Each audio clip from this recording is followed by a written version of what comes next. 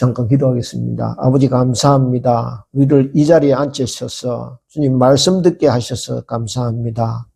주님, 이 시대에 말씀의 홍수 시대입니다. 말씀이 없어서가 아니라 주님, 저희들이 말씀을 그냥 귀로만 듣고 흘려듣는 그 때문에 이 말씀이 주님 땅에 떨어지는 이런 시대에 우리가 살고 있습니다. 그러나 주님 이 시간 저희들을 붙들어 주셔서 말씀 듣는 중에 저희들 생각이 흩하는 데 빠지지 않게 하시고 말씀에 집중하게 하여 주시옵소서. 아버지 하나님, 성령이 이 말씀에 함께 하여 주셔서 이 말씀을, 이 지혜의 말씀, 예수 안에 있는 믿음으로 고뇌에 이르는 지혜가 있게 하시는 이 말씀을 우리가 귀 기울여 듣게 하셔서 주님, 우리가 하나님이 원하시는 천국 잔치에 쓰이는 귀중한 그릇으로 한 걸음 한 걸음 빚어져가는 시간 될 수 있도록 함께하여 주시옵소서. 아버지 하나님, 못난 것 이 자리에 세우셨습니다. 함께하여 주시옵고 말씀 전할 뒤에 악한 것 틈타지 못하게 하시며 주의 영이 도우셔서 말씀이 우리들에게 임할 때 하나님의 감동이 임하는 시간 될 수 있도록 함께하여 주시옵소서. 감사드리옵고 예수님 이름으로 기도드리옵나이다. 아멘.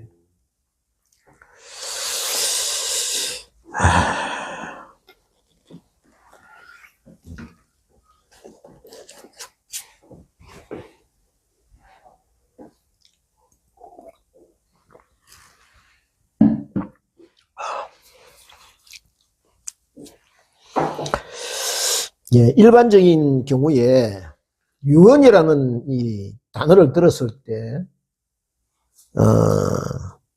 여러분은 어떤 생각을 하게 됩니까? 아마 대부분의 이 사람들이 이런 모습을 이제 떠올리게 될 것입니다. 믿음의 과정을 예를 한번 들어보겠습니다. 만일 어느 성도님이 성도님 한 분이 나름대로 믿음 안에서 열심히 이렇게 살다가 나이 들고 늙어 병이 들어서 하나님의 부르심을 받았습니다. 마지막 임종을 앞두고 병상 앞에 사랑하는 배우자와 자녀들을 불러 모아놓고서는 이렇게 유언을 합니다. 나는 이제 하나님의 부르심을 받아서 하늘나라로 가야 된다. 그러나 지금 세상 돌아가는 꼴을 가만히 보니 너희들이 걱정되고 염려될 수밖에 없구나. 그러니 부디 앞으로 어떤 일이 있든지 믿음 잃지 말고 이 세상이 험하면 험할수록 흔들리지 말고 하나님 잘 섬기고 예수님 잘 믿어서 우리 다 같이 천국에서 만나도록 하자. 이렇게 유언을 한다면은 이 죽음은요, 이 임종은, 이 인생의 마지막은 그렇게 더 이상 행복할 수 없을 것입니다. 저도 여러분도 이런 행복한 죽음을 맞이하고 싶다라고 생각할 것입니다.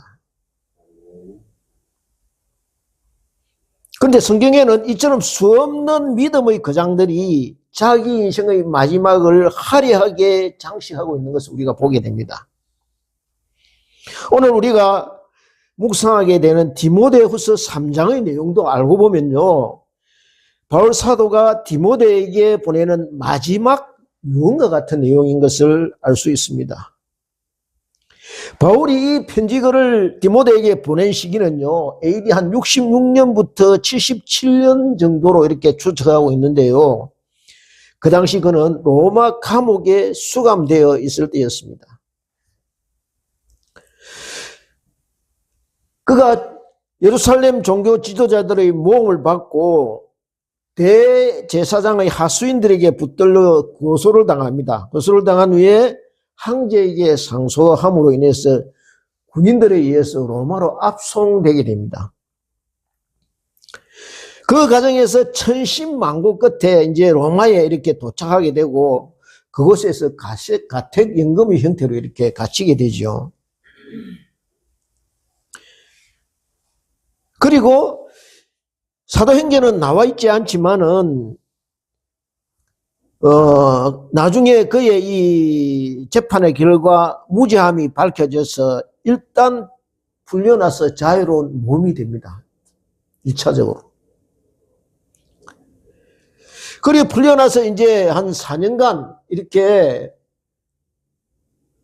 바울 속에 있는 뜨거운 열정으로, 복음에 대한 열정으로 이렇게 예수 그리스도의 복음을 전파하다가 4년 뒤 AD 그러니까 66년, 67년 앞에서 제가 말씀드린 그 시기에 로마 황제의 기독교 박해가 이렇게 본격적으로 시작됩니다. 그때에 잡혀가서 다시 수감되게 되죠. 그리고 마지막 얼마 있지 못해서 로마 시민권을 가졌기 때문에 참수형으로 자기 그렇게 생을 마감하게 됩니다. 순교를 당하게 되죠. 하나님이. 그러니까 이 2차 수감되어 있을 때 상황은요, 1차 때보다 굉장히 더 열악한 그런 환경입니다. 주위에 도움을 받을 수도 없고, 1차 때는 가택연금의 상태이기 때문에, 바울을 만나러 오는 사람들을 마음껏 이렇게 만날 수 있고, 거기에서 말씀을 전할 수도 있었지만은, 2차 연금 때는요, 전부 다 동역자들이 뿔뿔이 흩어지고, 바울 홀로 외로이 이렇게 감옥에서 수감되어서 이렇게 견뎌내야 하는 그런 처지에 있었습니다. 자료에 의하면요, 바울이 이 디모데후서를 기록한 후에 불과 몇 개월 뒤에 그가 디모데후서 4장 6절에서 말한 것처럼 하나님의 제단에 전제로 드려지게 됩니다. 그러므로 저와 여러분 오늘 이 시간 바울이 디모데에게 유언처럼 전하는 이 내용을 통해서 성령께서 저와 여러분에게 주시는 음성을 듣고자 합니다. 유언은요, 다른 말하고 다르지 않습니까? 그죠? 아마 그처럼 바울이 저와 여러분에게 자기 생명을 불태우며 전하는 절절한 말씀으로 오늘 이 시간 들려지기를 원합니다.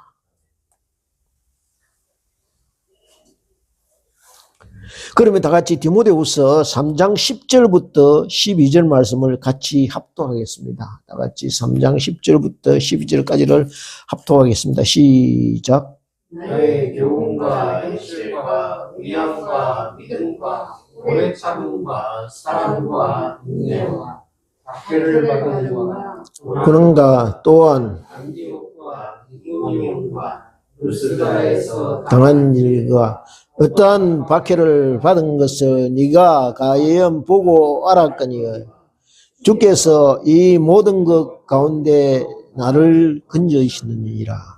무릇 그리스도 예수 안에 영원히 살고자 하는 자는 박해를 받으리라.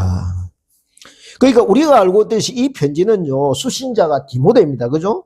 그리고 디모데의 고향은 루스드라입니다. 그는 그곳에서 이 디모데는 이 자기 고향 루스드라에서 바울을 처음 보고 예수님을 영접하게 됩니다. 도대체 루스드라에서 무슨 일이 있었던 것일까? 사도행전 14장을 보면요, 바울 일행이 루스드라에서 무슨 일을 겪게 되었는지 자세히 그 행적들이 드러나 있습니다. 거기에 보면은 루스드라에 나면서부터 걷지 못하는 한 사람이 있었다고 이렇게 되어 있습니다. 그런데 바울 일행이 복음을 전하는 것을 이 장애인 이 사람이 걷지 못하는 사람이 귀를 기울여 듣게 됩니다. 그가 열심히 말씀을 경청하는 모습을 본 바울이 그 안에 구원할 만한 믿음이 있는 것을 보고 이렇게 명령합니다. 네 발로 바로 일어서라 이렇게 명령합니다. 그러자 놀랍게도 이 사람이 벌떡 일어서게 됩니다. 일어서 걷게 됩니다. 그러니 이 모습을 보고 있던 주위에 있던 사람들이 완전 패닉 상태에 이렇게 빠지게 되죠. 그래서 이 사람들이 바울 일행을 보고 뭐라냐면, 이 사람은 사람이 아니고 신이다. 제우스 신이 사람의 몸을 입고 우리 가운데 내려오셨다라고 아주 난리를 피우면서 소동이 일어나죠. 바나바와 바울이 옷을 찢고 무리 가운데 뛰어들어서 우리는 신이 아니고 여러분과 똑같은 보통 사람이다. 그러니까 이러지 말라 하고 만류합니다. 이처럼 강력한 복음의 역사가 일어나게 된 것이죠. 그러자 바울을 따라다니던 이 결사대, 이들이 안디옥과 이고니온에서 유대인들을 이렇게 몰고 와서 무리들을 충동합니다. 충동해서 사람들을 이렇게 바울을 이렇게 핍박하기 시작해요. 그래서 이 사람들이 한때 바울을 신이라고 청하는 이 사람들이 어떻게 하느냐 하면은 바울에게 돌을 던집니다. 바울이 돌을 맞고 쓰러지게 되죠. 그러니까 이 사람들이 바울이 죽은 줄 알고 시외로 끌고 가서 갖다 내버립니다. 버려두고 그냥 갑니다. 모두 죽은 줄 알았을 것입니다. 그런데요, 여기서 반전이 일어납니다. 제자들이 돌에 맞아서 죽은 시체처럼 되어 있던 바울을 삥 둘러싸고 있을 때 바울이 일어납니다. 계란 맞은 거 아닙니다. 돌을 맞았습니다. 그죠? 생각이 한두 사람도 아니고 거기 모인 사람들이 모두 돌을 던졌습니다. 그리고 맞고 쓰러졌습니다. 살 수 있겠습니까? 스데반도 이렇게 해서 순교했죠. 그런데 제자들이 삥 둘러서서 기도했더니 바울이 마치 아무 일도 없었던 것처럼 털털 털고 일었습니다. 성경에는요, 제자들이 기도했다는 이 말이 없지만은 둘러서서 그냥 쳐다만 보고 있었겠습니까? 아닙니다. 같이 합심해서 바울을 위해서 기도했을 것입니다. 그렇게 한 마음으로 기도했더니 마치요, 우리가 잘 보는, 애들이 보는 만화 영화 같은 장면이 이렇게 벌어집니다. 그죠? 망가진 로봇이 잉 하고 쭉 하다가 이렇게 일어서듯이 그렇게 아무 일도 없었다는 듯이 쭉 일어서는 이런 장면이 연출되는, 그러니까 얼마나 놀랐겠습니까? 이게 믿어질 수 없는 일이 지금 벌어지게 된 것이죠. 그런데요, 바울에게 이 일은 이 장면은 어떤 의미를 갖겠습니까? 저는 이 장면을 이렇게 묵상하면서 어떻게 들리느냐 하면은 바울에게 이렇게 주님께서 말하는 것 같았습니다. 바울아, 너는 아직도 할 일이 남아있다. 아직도 내가 맡긴 일이 다 끝나지 않았다. 그런 뜻이 아니겠습니까? 그죠? 그래서 살려두신 거죠. 그래서 그는 아무 일도 없었다는 듯이 다시 일어나서 루스드라 성으로 들어갑니다. 참, 이 바울도 보통 사람이 아니죠. 돌을 던진 그 사람들이 있는 그곳으로 지금 다시 들어가는 거예요. 이렇게 하나님께서 바울을 다시 일으키십니다. 사도행전, 다 같이 사도행전 14장 20절부터 22절을 같이 한번 찾아보겠습니다. 212페이지네요. 신약성경 212페이지. 사도행전 14장 20절. 사도행전 14장 20절부터 22절까지를 같이 보겠습니다. 찾으셨습니까? 같이 읽겠습니다. 시작. 제자들이 둘러섰을 때 바울이 일어나 그 성에 들어갔다가 이튿날 바나바와 함께 너베로 가서 복음을 그 성에서 전하여 많은 사람을 제자로 삼고 루스드라와 이고니온과 안디옥으로 들어갔어. 제자들의 마음을 굳게 하여 이 믿음에 머물러 있으라 권하고, 우리가 하나님의 나라에 들어가려면 많은 환난을 겪어야 할 것이라 하고 이렇게 되어 있죠. 그러니까 바울이 루스드라에서 당한 박해와 환난과 기적들을 시작부터 끝까지 루스드라 출신인 디모데가 직접 보았거나 들었을 것이라는 것이죠.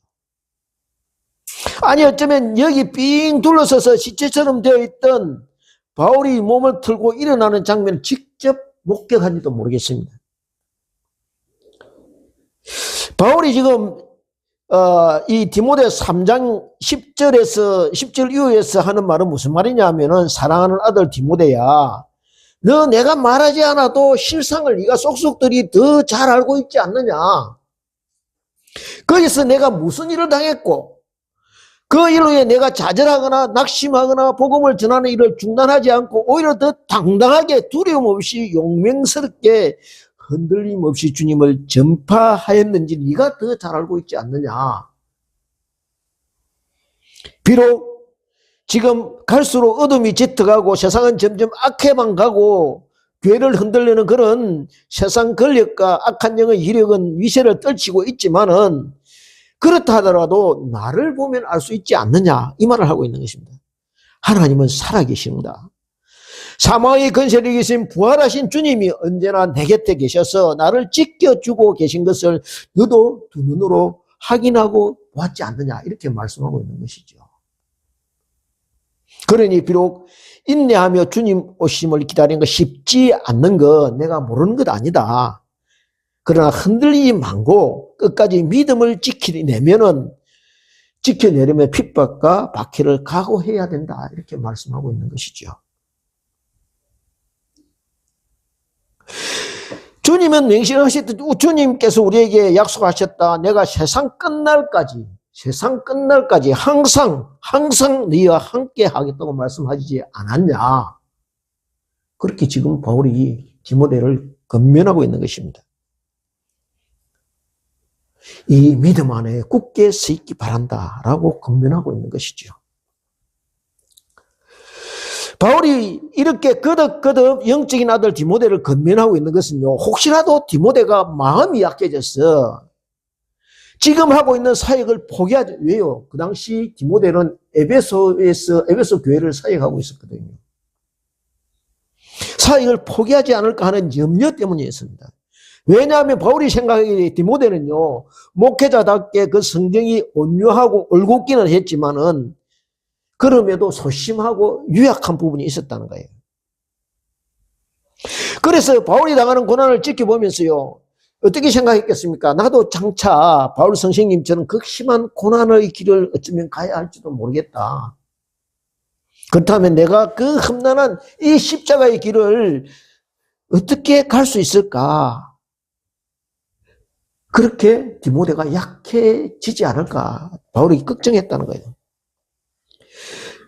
디모데가 생각해, 그래도 바울 선생님은요, 하나님의 계시를 통해서 영적인 은사를 직접 받았고, 한상과 계시를 통해서 받은 은사가 너무 커서 바위같이 흔들림이 없는 분이지만은 나는 그렇지 못하니까 과연 내가 복음사를 끝까지 감당할 수 있을까?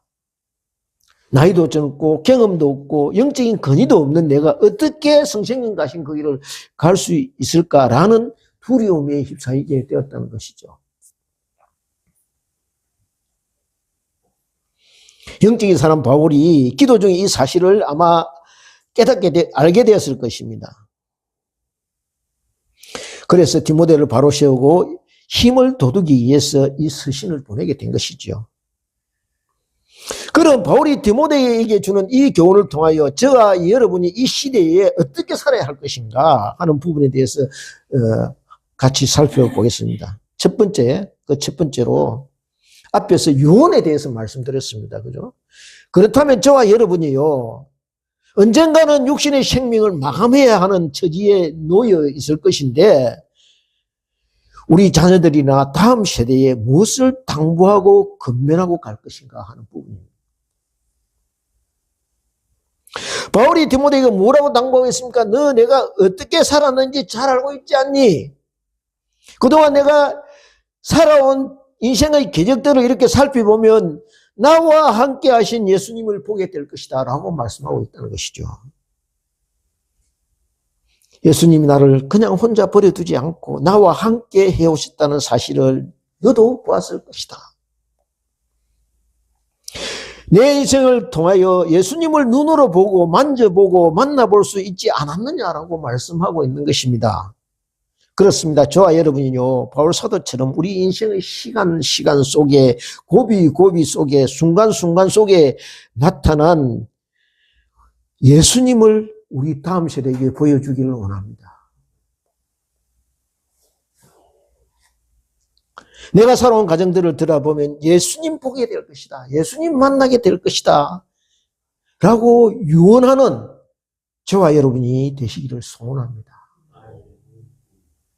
그래서 우리 자녀들이 누가 뭐라 해도 우리 어머니, 아버지는 예수님과 동행하신 분들이다라고 이야기하는 그런 믿음의 사람이 되어지기를 소원합니다.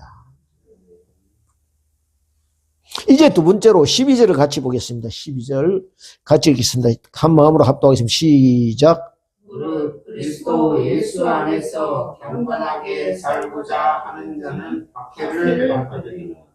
이제 두 번째로요. 하나님의 사람은 반드시 단련받게 되어 있다는 것입니다. 예수 안에서 경건하게 살고자 하면 반드시 사탄이 그렇게 하지 못하도록 방해한다는 것입니다.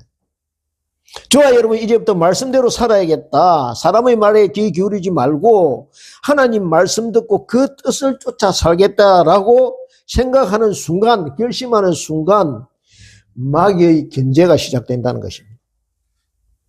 그래서 이상하게요. 이때껏 문제 없던 문제가 생기기도 하고 평안하던 가정에 갈등이 생기기도 한다는 것입니다. 왜? 그럴 수밖에 없는 것이 세상적인 가치 기준과요, 영적인 가치 기준이 다를 수밖에 없는 것입니다.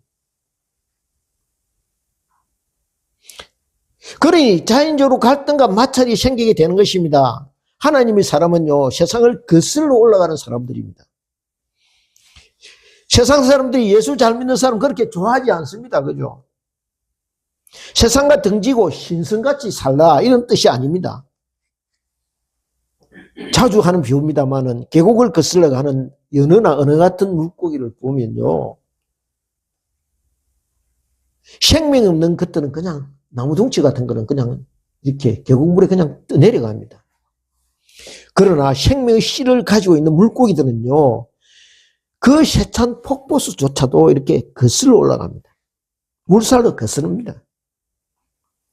때로는 곰이나 새들이요, 먹잇감이 되면서도 이 일을 포기하지 않습니다. 왜요? 마침내 계곡 다 올라가서 새 생명의 씨를 뿌려야 하기 때문에.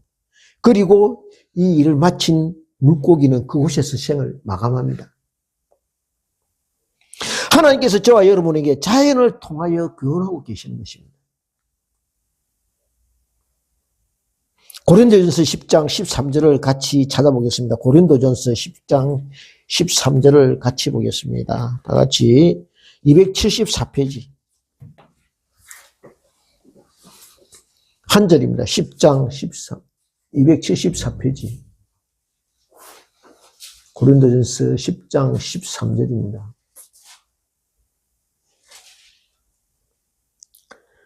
예, 찾으셨습니까? 예, 찾으시면 같이 읽겠습니다. 시작. 사람이 감당할 시험 밖에는 너희가 당한 것이 없나니 오직 하나님은 미쁘사 너희가 감당하지 못할 시험 당함을 허락하지 아니하시고 시험 당할 즈음에 또한 피할 길을 내사 너희로 능히 감당하게 하시느니라. 저와 여러분이 잘 아는 성경 구절입니다. 그죠? 암송하는 구절입니다. 그렇습니다. 우리는 살아가면서 수없이 시험 치릅니다. 입사시험, 성진시험, 자격시험, 때로는 이 시험 노이로제 때문에 스트레스를 많이 받습니다. 저도 한때는요, 꿈에 이 시험 치는 것 때문에 그냥 깨서 식은땀이 확 이렇게 많이 흘렸던 적이 있습니다. 그런데 하나님께서는 여기에 아무 문제나 출제하는 것이 아니고 우리 수준을 봐가면서 수준 맞게 문제를 내신다고 이렇게 되어 있습니다. 그죠? 그래서 우리가 어느 정도 준비하면 충분히 통과할 수 있다고 말씀하고 계십니다. 마지막 구절을 보십시오. 너희로 능히 감당하게 하시느니라. 그러니까 떨어뜨리는 것이 목적이 아니라 우리 수준을 한 단계 업그레이드 시킨다는 것이죠. 왜요? 사람의 아들과 딸이 아니라 하나님의 아들과 딸답게 격이 맞는 사람. 저 사람은 하나님의 사람이라는 말을 듣게 하시려고 합니다. 일전에 다큐를 통해서요, 조선시대 왕세자들을 교육시키는 프로그램을 잠깐 보았는데요, 우리는 흔히 왕자하면 남부를 것 없이 왕궁에서 태어나 호의호식하고 하고 싶은 대로 다 하고 귀하게 잘할 줄 아는데 그렇지가 않더라고요. 자그마치 5살만 되면요, 그때부터 조기교육이 시작됩니다. 그래서 평균 하루에 7시간 이상씩 공부를 해요. 어떤 때는요, 요즘 하는 야간 자율학습까지 이렇게 시켜야 된대요. 그리고 아까 시험 이야기지만 한 달에 2번 이상 시험을 치게 되어 있습니다. 그래서 미양가를 이렇게 평가를 합니다. 그러니까 이게 스트레스 많이 받았겠죠. 왜 그렇게 하겠습니까? 이 나라의 왕이 되어야 하니까 마찬가지입니다. 하나님의 자녀가 어찌 세상 나라 자녀와 같았어야 되겠습니까?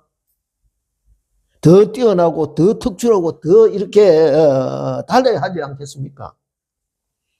모세를 보십시오. 40년간 강약 훈련 시켰습니다. 그죠?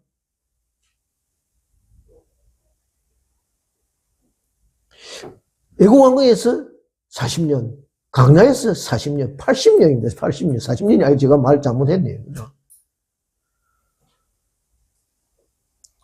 다윗은 어떻습니까? 13년간 강야를 전전했습니다. 그죠? 하나님의 아들 예수님은 또 어떻게 했습니까? 하나님께서 너는 내 아들이니까 앞으로 험한 꼴 많이 볼 테니까 너는 열애다. 훈련 면제해주면 그렇게 하셨습니까? 아닙니다. 그죠? 30년간 나사렛 깡촌에서 목수의 아들로 훈련받게 하셨습니다. 그러므로 저와 여러분이요, 인생 살아가는 가운데 혹이라도 이게 나를 단련시키는 것인가라는 생각되는 부분이 있다면은, 지금 하나님께서 내 실력을 한 단계 업그레이드 시키려는가 보다라고 생각하면서 기쁜 마음으로 감당할 수 있기를 바랍니다. 이제 마지막으로 세 번째는 다 같이 14절, 15절을 같이 읽겠습니다. 시작. 확실한 일에 거하라. 내가 누구에게 또 어려서부터 성경을 알았나니 성경은 너로 하여금 그리스도 예수 안에 있는 믿음으로 말미암아 구원에 이르는 지혜가 있게 하느니라. 14절이요. 시작되기 전에 13절에 어떻게 되어 있느냐 하면은 뭐라고 지금 바울이 미리 말씀하고 있냐면 악한 사람과 속이는 자들은 하고 이제 말을 하지요. 더 속이기도 하고 한다고 이렇게 되어 있습니다. 한마디로 하면요. 세상 사람들은 하나님을 알지 못하는 사람들은 어떻게 사느냐? 갈수록 더 악해져 간다는 것입니다. 그래서 속이는 것이요. 다반사라는 것입니다. 하도 속이니까 요즘은 뭐 녹취를 그냥 다반사로 하더라고요. 녹취를 그냥 웬만하면 이 녹취해가지고 들이대.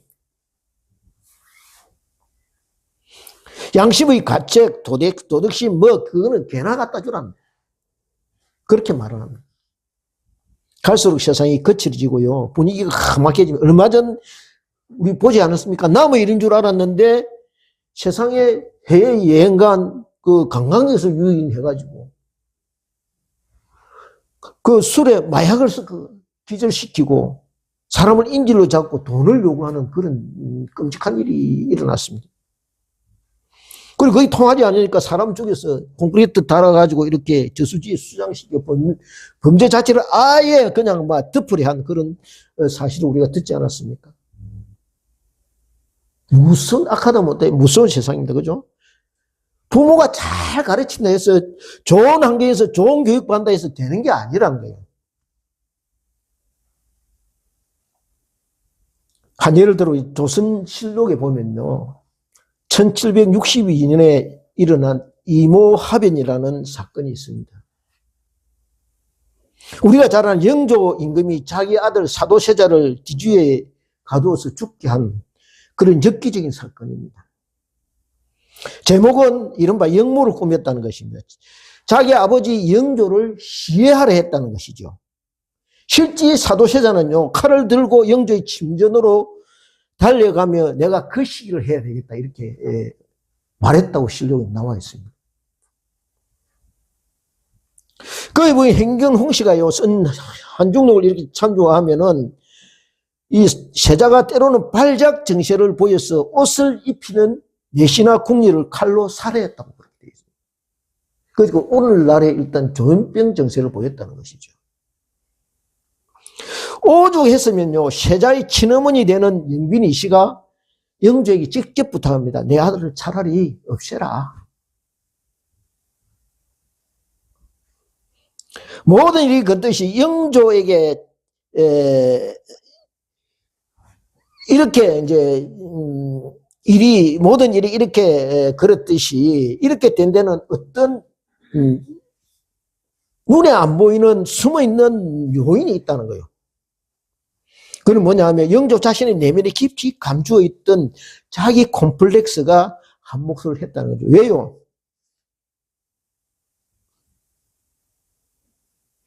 실제 아까 5살 때부터 세자 교육을 했다 그러죠. 그런데 영조는 3살 때부터 이 세자를 교육을 시킵니다. 3살 때 물정을 제대로 합니까? 뭘 합니까? 그죠? 모르죠. 한창 어리광을 불러야지 숨통을 그냥 조여버린 것입니다. 왜요? 영자가 보니까요, 신하들이 자기를 우습게 보는 것 같거든. 왜? 자기 아버지가 뭡니까? 천하 무술이 출신이다 보니까 신하들이 말로는 임금님 자기를 따르는 것 같는데 내심으로 조금 무시하고 있는 것 같거든. 그러니까 우리 아들은 이런 소리 안 듣게 해야 되겠다 하고 아들을 그냥 닥달을 한 겁니다. 어릴 때는 총명을 잘 따라하는 것 같다가 자라면서 놀기 좋아하고 책도 뭐 사서성경 아니고 뭐 잡서, 소설 같은 이런 거 합니다. 그러니까 눈에 불을 켜고 자기 딴에는 바로 잡겠다고 한 것이 역효과는 너무 기대가 큰 것이죠. 그 당시요, 세자의 서성이 누냐 하면은 세자를 교육하기에 전담한 사람들이 영의정을 필두로 해요. 그 당시 당대 학자 20명입니다. 20명이 한 사람 교육시킵니다. 집중 교육시킵니다. 완전 뭡니까 요즘 일타 강사 뭐. 제가 말씀드리는 게 뭐냐면은 오늘날도 마찬가지예요. 이 시대의 교육이 어떠하냐. 옛날부터 한국 어머니 치맛바람이 소문나 있습니다. 그죠? 그렇다면 세상이 더 밝아지고 희망적이게 하는데 그렇지 못하다는 거예요. 문제는. 14절에 보면요. 바울은 디모데에게 세상은 한없이 악해져가고 갈수록 절망적이지만은 그렇다 하더라도 너는 배우고 확실한 일에 거하라고 당부합니다. 무엇을 배우라는 것입니까? 바로 뒤에 나의 성경을 가르치고 있습니다. 아까 제가 세자 교육하면서 말씀드렸죠. 교육시킬 때, 왕자들 교육시킬 때, 논어나 뭐 대학 이런 거, 수학 같은 걸 하루에 30번 몇 번 봤냐 물어보니까 소현세자 같은 경우는 30번 봤다 이런 게 아니다. 하루에 60번 봤다. 여러분, 제가 모르긴 이 중에서 성경 60번 본 분 있습니까? 없죠. 60번. 근데 세상 학문을 위해서도 이 어디가 60번. 책 한 권이 두껍습니다. 그죠? 이게 이 사서 성경이나 이런 거 만만치 않아요.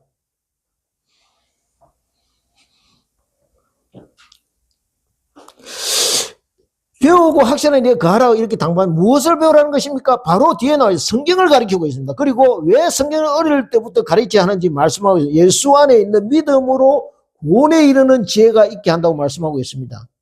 무슨 말이냐 하면요. 이 말이 무슨 뜻이냐 하면 내가 아무리 죄가 많고 아무리 실족하고 넘어지고 셀 수 없이 주님을 배반하도 그럼에도 돌아와 우리가 주님께 용서와 자비를 구하면은 그 십자가 사랑으로 나를 용서하시고 품어주시는 그 주님의 사랑을 믿는 믿음이라는 거예요.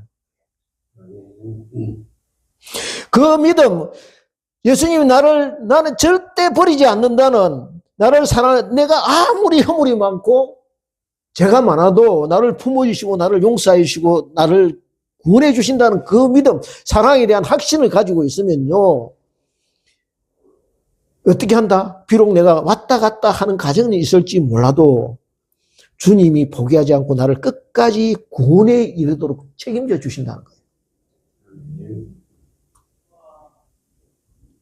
그러니 그 지혜가 보통 지혜입니까? 세상 사람이 이해하고 해석할 수 없는 지혜라는 거예요. 이해할 수 없는 지혜라는 거예요. 세상의 다른 지혜가 아무리 많이 가지고 있다 한들 그 지혜가 자기 영혼을 구원하지는 못합니다. 그러나 예수 안에 있는 지혜는 이 세상의 모든 것보다 크고 귀중하다는 거예요. 저와 여러분 모두 이 지혜를 소유하고 있는 사람들이니 얼마나 감사하잖아요. 이 지혜를 하나님께서 우리에게 주셨으니까 세상의 다른 학문 뭐 비할 바가 아니라는 거예요. 세상 지식 조금 더 있고 없고가 뭐 그리 대단하다는 거예요. 많이 배우지 못해도 좋은 학교 나오지 못해도 예수 안에 있는 믿음이 있으면 된다는 거예요. 그것을 이게 말씀하고 있습니다. 이제 16절, 17절을 같이 읽겠습니다. 시작. 모든 성경은 하나님의 감동으로 된 것으로 교훈과 책망과 바르게 합니다. 의로 교육하기에 유익하니 이는 하나님의 사람으로 온전하게 하며 모든 선한 일을 행할 능력을 갖추게 하려 합니다. 그렇습니다. 여기에요. 성경이 하나님의 감동으로 된 것이라고 말씀하고 있습니다. 그래서 저와 여러분이요, 성경을 묵상하게 되면 하나님의 감동이 전해지게 된다는 거예요.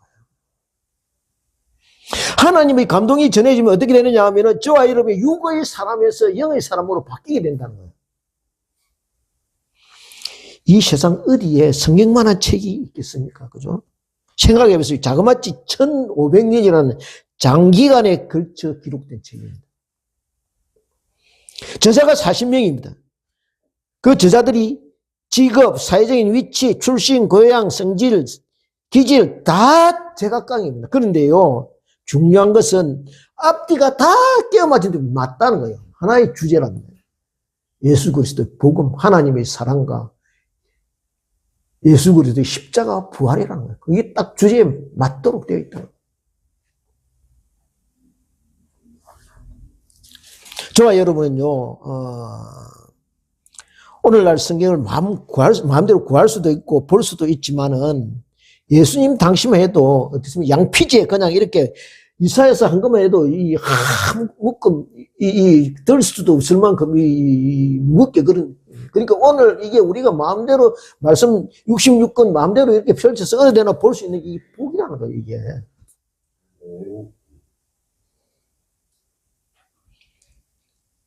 마틴 루터가 종교개혁을 할 당시만 해도요, 일반 신자들은 성경을 볼 수도 없을 분들의 사제만 그 성경을 해석할 권한을 가지고 있었어요.